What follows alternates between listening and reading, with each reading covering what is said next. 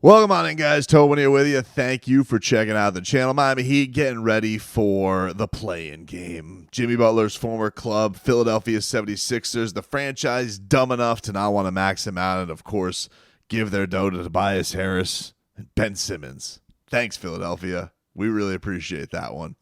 So we got this showdown coming on up. Of course, Tyrese Maxey balling out, that team rolling in red hot into the postseason. Joel Embiid, you know, bones are made of glass. Who knows how he's going to play? If he's healthy, dude is a moose. He is tough to handle. Make no mistake about it. He is a problemo. And, of course, we have the Kyle Lowry revenge game factor that you always have to consider in situations like this.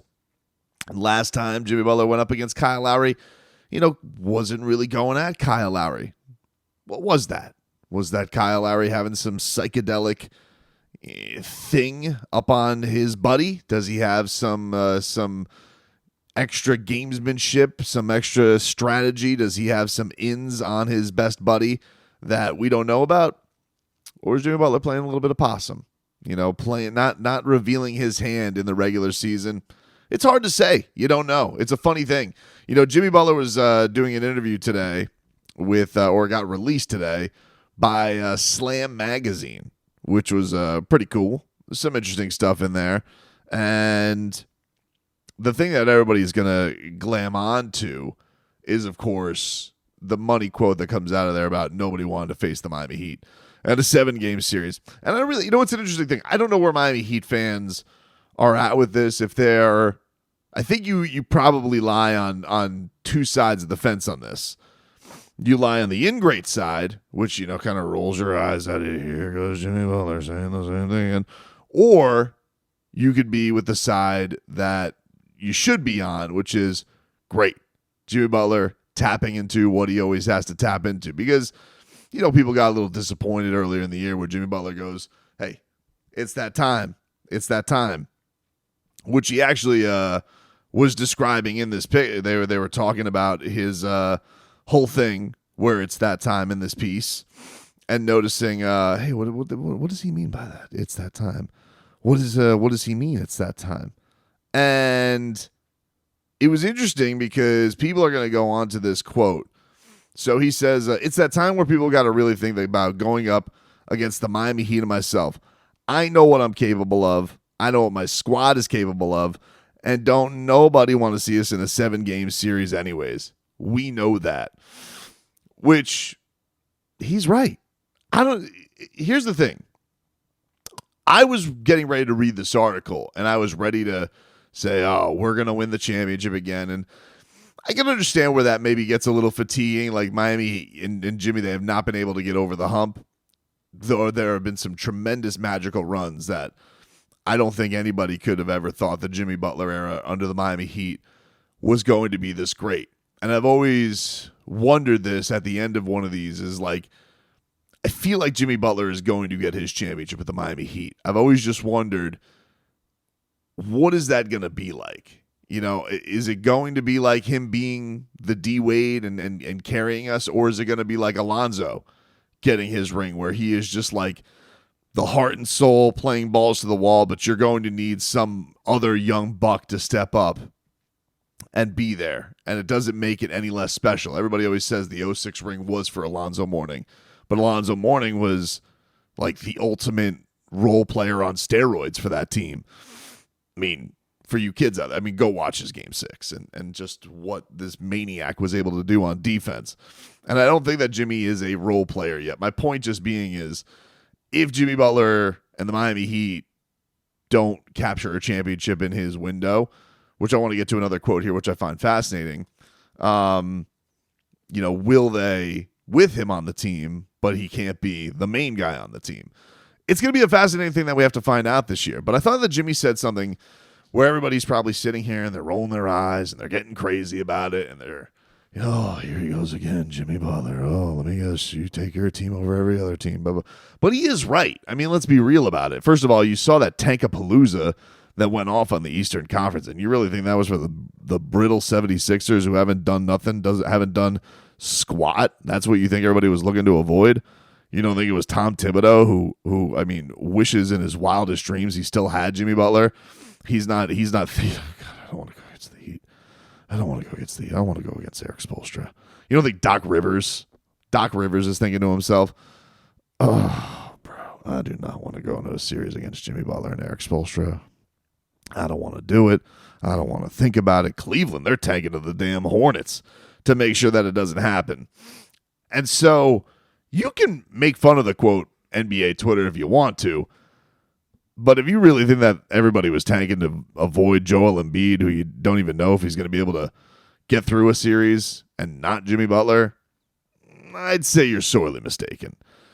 But here's the thing that I thought was interesting with what Jimmy said in this article, and I don't think people dig deep on these things because I think most people are, NBA centraling it and just reading it on Twitter, and they don't read the rest of the article, which I found to be a great article, by the way.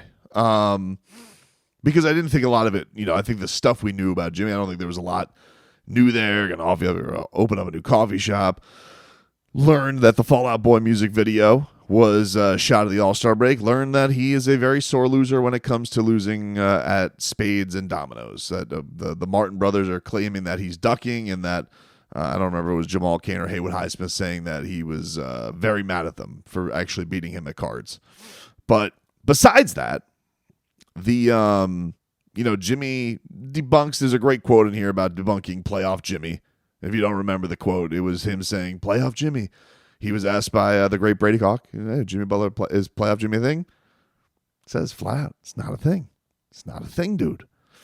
Well, he was asked again. He says, that's not a thing. For the 100th time, playoff Jimmy, not a thing. Emo Jimmy, thing. Football Jimmy, thing. Tennis Jimmy, thing. Daddy Jimmy, thing. Zaddy Jimmy, thing. But playoff Jimmy, not so much. Okay. But this was the thing that I found very interesting, is that when normally people say that Jimmy Butler is always going to say the same thing repetitive, he actually said something in here that I thought to be pretty interesting and pretty insightful on this, because remind you, this has been a guy who has gotten very, very close to the championship 3 times, 2 finals losses, 1 Eastern Conference Finals Game 7 loss, a shot away from making it back to a 3rd NBA Finals. And he had this quote about the way things go. And he said that that for winning a finals and winning it all, you need a lot of things to happen. So here was the quote from Jimmy. He says, nobody can tell you anything right now. There are 3 things that you got to have in order to win a championship. You got to be playing your best basketball at the right time. You got to be healthy. And you got to be lucky. That's just the way that it is. So can nobody tell you right now who's going to have all 3 of those things? And he actually, I watched the video on this too, because I don't think it's in the article, but he talked about like imagine, the Nuggets if they lost Jokic. Imagine the Bucks if they're going to lose Embiid. If he said, what if Boston loses one of the Jays? What if Miami loses me or Bam? Think about last year, how much what Jimmy looked like in the first round when he's lighting the Bucks on fire. And then think about what happens after Josh Hart rolls over his ankle. Yeah, he was able to dial it up at times, but was he quite the same? No, it's just a very unfortunate thing that seemed to happen. What would the Heat have been? We're talking. We always assume that the Miami Heat would have. We always assume that part of the Miami Heat's run coincided with Tyler Hero getting hurt. What if they have Tyler Hero? What if Tyler Hero never breaks his hand? What if they have him for that entire run too? And then they actually do have some offensive punch against the Denver Nuggets. I thought it was an interesting thing, because I think normally with Jimmy, it's always just a flat out, we're going to win. We're going to win, no doubt, no matter what. We're going to win. Anytime these national publications come out, and I'm sure he'll always defer to that. He was actually asked about this yesterday in the locker room. Do you feel the same way you did going to the playoffs the last couple of seasons, when obviously you really took off and you really led the team? Do you feel as strong in your game, as strong in your body, as strong mentally? Yep. It was interesting. It was just a simple, Ira's asking this question, and he just kind of gives him a simple little look up. Yep. Wasn't a lot of the extra promises. And I don't know what to say about that. I don't know if it's a case of what do the words matter? One, no one's going to believe us anyway, believe in the Heat anyway. No one's going to believe in this team anyway. No one's going to believe in Jimmy Butler. No one's going to pick Jimmy Butler. No one's going to pick the Miami Heat. That quiet confidence is there. And he's not the only teammate that has this. There's another interesting piece to the Heat's puzzle that I want to get into. I'll save that for another video because I thought another interesting comment that came out of the regular season finale's locker room came from Boy Wonder. But Jimmy's one was, I found that interesting that Jimmy was in this spot where he was like, hey, nobody really knows, like, and maybe people are going to look at that and say, yeah, because he doesn't really believe it this year. I don't know. I think that he just has I think after getting so close so many times, you have an understanding. People talk about help or what you need or get him this and get him that. Maybe he's just dealing with the reality of it. Like, you need some things to break your way. You need to be playing your best right now. And I don't know when he was doing this interview, too. Like, if he did this interview, it hasn't been a very healthy Miami team last year. Maybe this was after Duncan Robinson's spine effed up. And he's like, man, we're pretty banged up this year. We don't look, I don't know. But he did have an interesting quote about the organization. And he says, Butler describes the Heat as being, quote, overly confident in a good way. In large part, that identity stems from him, despite the ups and downs of the regular season. Butler has no doubt that the team has what it takes to go on a deep run. Why? We just have a different way about going about things. Our coaching staff cares, and they're constantly studying how we can make everybody on our roster stick to their strong suits and stay away from the weak points of their game. Ownership cares. They're at every practice. They're on the plane. We're talking with one another. We really fuck with one another, and which is a good thing. And I'm on the team, so I'm going to take my chances every time. So his confidence is there, but it's a more reasonable Jimmy Butler. I don't think this is the same rerun that everyone's going to make it out to be for Jimmy Butler. I thought Jimmy had some interesting stuff there for Slam Magazine and a good interview by them.